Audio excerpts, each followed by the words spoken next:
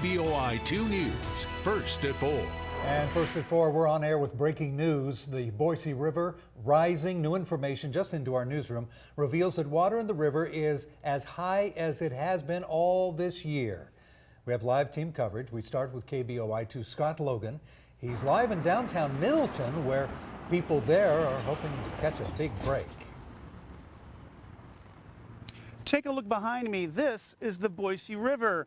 And people are certainly talking about the high water here, especially in places like Middleton Lakes subdivision, but there certainly are other places where the river is threatening.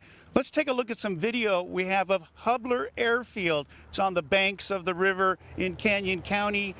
This is the video here. So far, the water has been staying away from the runway. Now, another place of concern is the city's wastewater treatment plant, which is just about 100 feet from the river.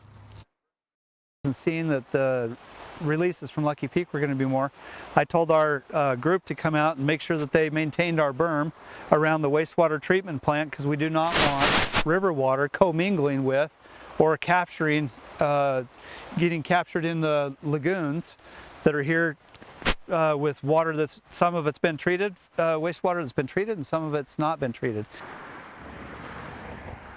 So people here in Middleton, just like folks all around the Treasure Valley, know they're just going to have to wait and just see how much this river is going to rise. And take a look at this. I have on my cell phone the KBOI2 mobile app. This is a place you can go for updated information on the rising river anytime, day or night. Live in Middleton, Scott Logan, KBOI2 News.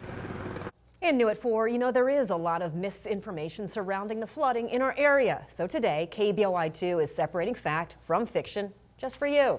KBOI2's Brian Warren is live. He's in Eagle, getting answers to some of your concerns about the levee that's recently been built.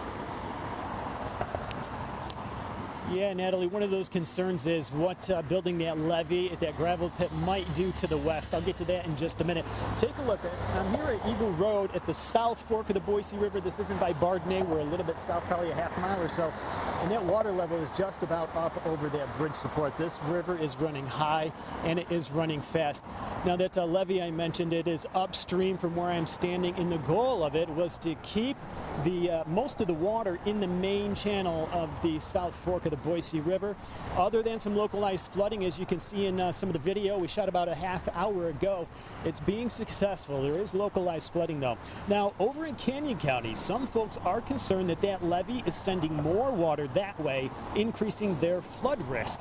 But Ada County officials say there is too much at stake to let that gravel pit flood. There's a wall inside one of the pits that could collapse, and if that does, the south channel of the Boise River would be redirected through residential areas and roads and all of that area through there, which is a huge concern to us in Ada County.